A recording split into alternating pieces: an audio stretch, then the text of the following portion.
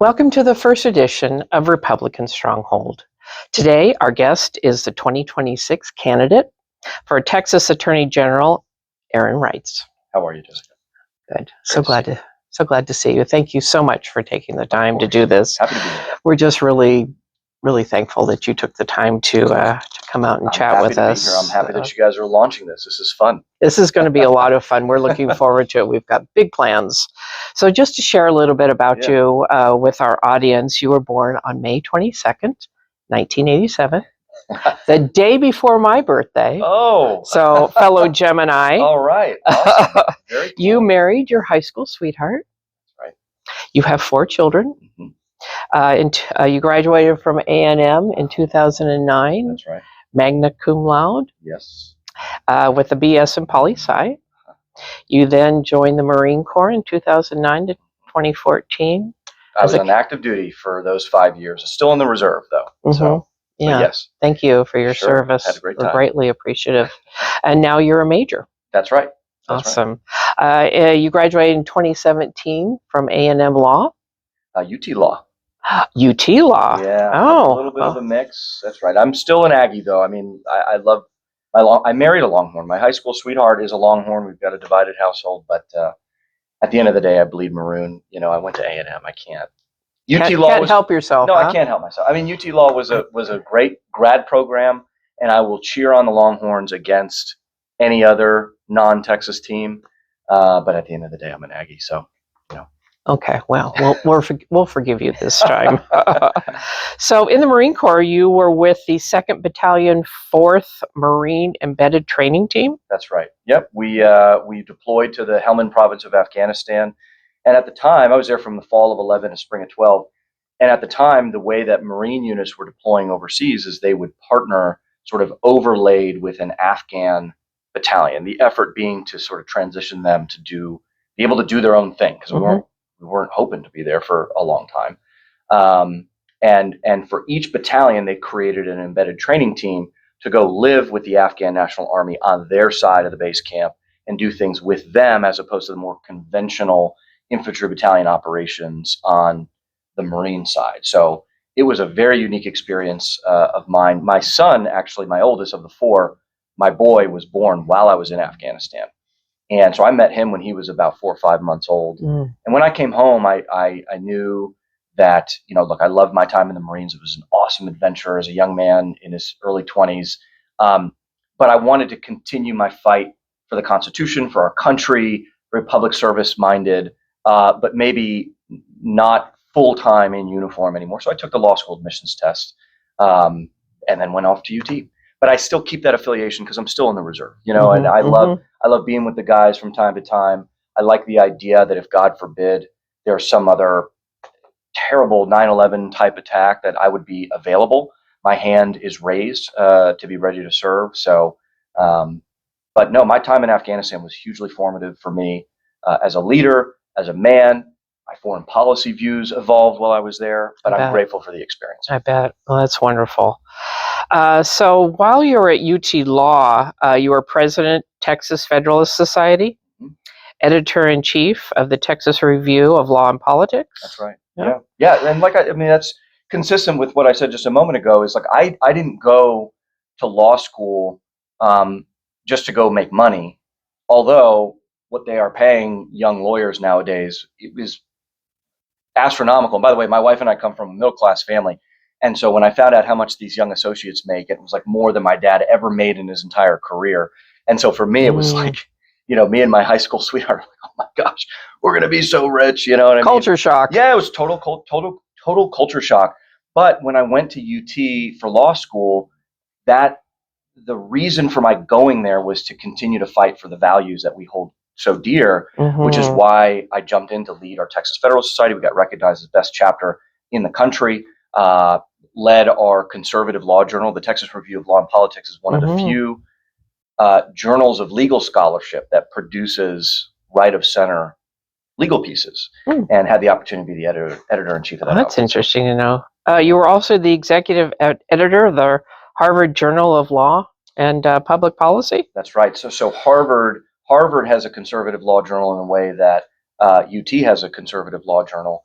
And so they often, for certain special editions, will take guest editors that are not at Harvard Law School to lead a team of editors to produce a few pieces and then publish. So I had the opportunity to do that with Harvard. It was very cool. Awesome. And then the Blackstone Fellow. Oh yeah, I was a Blackstone legal fellow with the Alliance Defending Freedom, and that was, ADF is one of our country's premier religious liberty Christian legal advocacy and legal advocacy groups for people of faith, in particular Christians.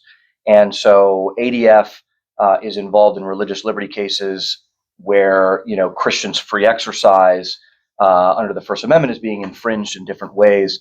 And so that was the beginning. My fellowship with the Alliance Defending Freedom was the beginning of what has now become many, many years of litigating and defending and advancing religious liberty for people of faith here in this country. And I've gotten to do it throughout my career, and I will certainly champion religious liberty and the cause of Christians in court who are often harassed or discriminated against or overlooked, and they need legal defense. And here in Texas, the Texas AG wields vast powers to be able to defend Christians, defend our faith in the justice system in which it's often discriminated against. That's fantastic. Thank you, Aaron.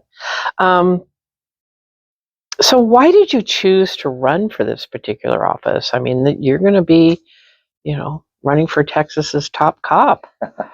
Well, because I think that we're in a civilizational battle against forces that are deeply anti-American, anti-Christian, anti-creation, anti-family, anti-children, anti all that we hold to be good, true, and beautiful, the forces of the left, and not just a random, fringe segment of the left, but indeed the very heart, the mainstream of the American left in America today, is a force of darkness that needs to be stopped. The legal system, the justice system, is a key arena through which they seek to destroy us. They wield all kinds of cultural, political, financial powers. But the one that I'm primarily focused on, the arena where I've been fighting for my whole professional career, is the justice system, the legal arena. And I have seen, going back even to my days as Attorney General Ken Paxton's right-hand man and his deputy, from my time with Senator Ted Cruz as his chief, and even most recently my time in the senior-most ranks of the Justice Department, where I was President Trump's appointed and Senate-confirmed head of the Office of Legal Policy. We're fighting against really true bad guys. And Texas deserves to have a battle-tested, Trump-vetted, Paxton-endorsed legal fighter, somebody who President Trump said was, quote, his true MAGA attorney and warrior for the Constitution. That's what we need as the next Texas AG if Texas is going to stay Texas. It's what Texas needs if we're going to vanquish our foes, if we're going to deal with the wiles of the left, if we're going to stop the lawfare that the left propagates against us. Texas needs to have a fighter. We need to send in the Marine to this kind of fight. True story. And look, as I was at the Justice Department and I was thinking very prayerfully about whether to even do this and run for Texas AG, it became very, very clear to me that the field of candidates that had already declared, and even the field of candidates that was contemplating an announcement for AG, were totally inadequate for the task ahead. They may be good people, nice men and women, better or worse legislative records, but this isn't a legislative position. Under Article 4, Section 22 of the Texas Constitution, it says, quote, the Attorney General shall represent the state of Texas in all courts and pleas. This is a legal, law enforcement, executive branch job. It is not a legislative job. And so what we need, if Texas is going to thrive, if its legal environment is going to be one that allows liberty, freedom, prosperity, virtue to flourish, you got to have somebody with a legal record ready to litigate, investigate, sue, defend, and appeal on behalf of Texas and on behalf of Texans. Yeah, because Texas is in the crosshairs. And they're spending billions of dollars to turn us blue. Billions of dollars. And if we don't have the right people in place, I'm not saying that the Attorney General alone can save everything that we care about. It requires a good executive branch, it requires a good judicial branch, and it requires a good legislative branch. But the position on the field that I am certain that I am best at, because we got a lot of warriors in the arena, but the position for which I am best suited, for which God has uniquely created me to be effective for the things that we care about, is the Texas Attorney General's office. And I think my record on legal issues, advancing and defending all the things that we care about, whether you, the members of your club, or the people that are listening to this, whether you are get out of bed and you care primarily about election integrity or border security, Second Amendment, free speech, religious liberty, fighting against medical tyranny, the overreach of big blue cities and counties, the anti-transification of our kids. Like, you pick the issue, and I have been in legal combat, securing wins for Texas, for Texans, and for our country for my entire professional career. And my opponents don't even come close to that. They're out there pretending like they're ready to be the state's top lawyer. They are not even close. And so Texans need to think, we haven't had to choose an AG in over a decade. Correct. I had the privilege of serving as Ken Paxton's deputy for 3 years. We had a great time together. I was primarily responsible for the Texas v. Biden docket. Proud to say that I sued the 46th president 46 times and won 85% of those cases. But Texans are now going back to the drawing board, and they're saying, okay, we have selected Paxton as the incumbent multiple times. We haven't had an open primary in a while. Who's best to do the job that they're applying for? And our Republican primary voters are discerning people, and they're like, okay, wait, I'm not choosing a legislator. I'm not choosing a judge. I'm not choosing a governor or a lieutenant governor. I'm choosing the state's top lawyer. Who's got the legal record to show me and the battle scars to prove that he's ready, been in combat to do it. And I think it's very clear that I'm the guy with the record that can give Texans confidence that I'm ready to serve in this role. Sounds awesome. So what are the things that you're considering changing in the AG's office?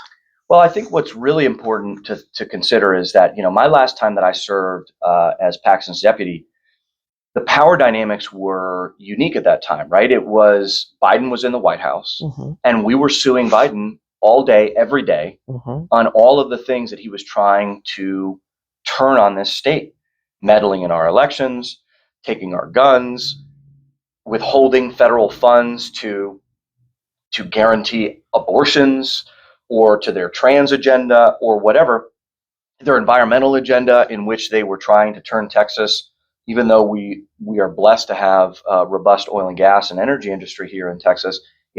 Obviously the greenies in the Biden Democratic administration wanted to crush all of that. They were hostile on every single front.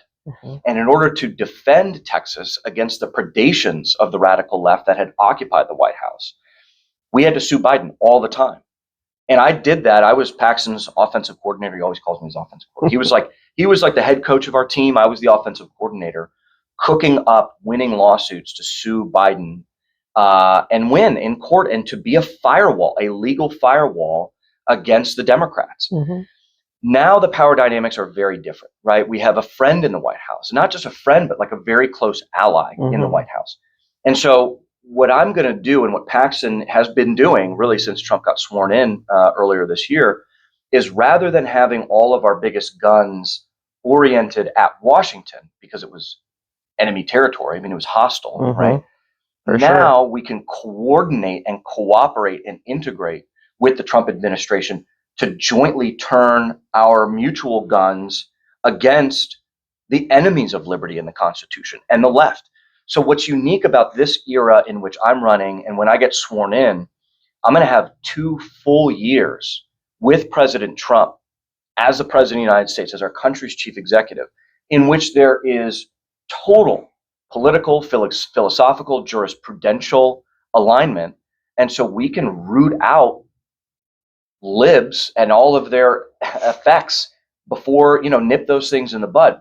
And so really my vision is going to be to advance the America First law and order agenda. I'm uniquely suited to do that as the next AG, because I'm the only person in this race who not only served in the senior most ranks of the Trump administration, but was hand selected by President Trump to be one of his top lawyers when I got nominated to head up the Office of Legal Policy at DOJ. And when he nominated me, he called me a true MAGA attorney and a warrior for the Constitution. This administration deserves to have somebody, Texans deserve to have somebody who's already been fully vetted and selected to partner with Trump to advance our shared justice and law and order agenda right here in Texas. And so that's going to manifest itself in a few different ways. It's going to be rooting out fraud, waste, abuse, corruption, pro-crime policies of our big blue cities and our big blue counties, right? These DAs are rotten, they are crooked, they are making our communities less safe. And when we're talking right now in Bastrop, how many people had to leave Austin because of the situation the Democrats have put it in to now come out here and live in a much nicer community where our kids can ride their bikes freely and not have to step over homeless people. A tremendous amount. Right? A tremendous amount. That's why we're one of the biggest growing counties in the state. Totally. So, it's going to be cleaning up our corrupt big blue cities in our counties. It's going to be partnering with state, local, and federal law enforcement to accelerate the deportation agenda. It's going to be ensuring that all of the shackles of the environmental overregs are broken so that oil and gas and energy production can flourish in the state. It's going to be targeting public institutions in which wokeists are still deeply embedded and hiding and changing their names. They're not DEI directors anymore. They're opportunity directors now, right? Well, that stuff is illegal in Texas. It requires an AG to wield the weapons of state law and case law, federal law, and regulations and so forth, and to go out and seek out the left, smoke them out, hold them accountable to what they're doing. And so we're going to defeat wokeism everywhere that it may be found, whether it's DEI or ESG or LGBTQ, etc., all that stuff. But fundamentally, it falls under the banner of Aaron Reitz as the next AG is uniquely suited to advance the America First law, order, and justice agenda right here in Texas. I love it. I love it. Can you please close with what you want voters to remember when they go into that box to mark their ballot? Well, look, I would say this. I remember the first time I swore my oath. I raised my right hand and I swore an oath at the age of 22 as a brand new second lieutenant to support and defend the Constitution of the United States against all enemies, foreign and domestic. The next time that I raised my right hand and swore that oath, it was in the West Wing with Attorney General Bondi standing in front of me, having me recite the very same oath. And yet, as a younger man, it was the foreign enemies that I often thought about, right? I mean, I came up in the sort of war on terror era, went to Afghanistan. That's kind of like how I thought about it when I was wearing a uniform, right? But many years later, I wasn't wearing a uniform anymore. I was wearing a suit and a tie, and I didn't have an M4 service rifle anymore. I had my law books, but the oath was identical. And yet the words that really stood out to me was to support and defend the Constitution of the United States against all enemies, foreign and domestic. And I believe that we live in a country now where we really do have enemies of the Constitution that are right here domestically. Agreed. And they manifest themselves in different ways. Where I'm chiefly concerned about their efforts, the enemies of the Constitution, is in the justice system. And in order to defeat them, Texas needs to have a battle-tested, Trump-vetted, Paxton-endorsed lawyer with a proven track record, litigating, investigating, suing, defending, and appealing on all the major issues that we care about to make sure that Texas is defended. Texans should not settle for anything less. They should not settle for my smooth-talking opponents who are going to want to talk about their legislative record, but has no bearing whatsoever on the position for which they're applying. And so if President Trump put his trust in me to lead high-level legal teams, if Senator Cruz entrusted me, if Attorney General Paxton entrusted me, if the Chief Justice of the Texas Supreme Court, for whom I clerked, entrusted me to do those things, I would ask Texans to put their trust in me to do the same as their next Chief Legal Officer, as the Attorney General of Texas. Perfect. Thanks, Aaron, for joining us. I appreciate you greatly. And for being our first guest at Republican Stronghold. I understand you're going to be at the Texas Federation of Republican Women Convention next week. I sure will. I would invite, I hope many of your members are going. I think that I'm speaking on Saturday morning. They're going to have a whole, meet and greet? There's a meet and greet, and then there's the speeches it's a cattle call of candidates on Saturday morning. So I would invite your members not only to come to the TFRW convention in San Antonio next weekend, but also to stay tuned Saturday morning. I think you guys will either get 5 or 10 minutes of my time, whatever the speech length is. I love it. I love it. So yeah, anybody who's out there watching this, please come and attending the convention. Please come and meet Aaron and chat with him in person. So please join us next time when we present our views on Republican Stronghold. Have a blessed day.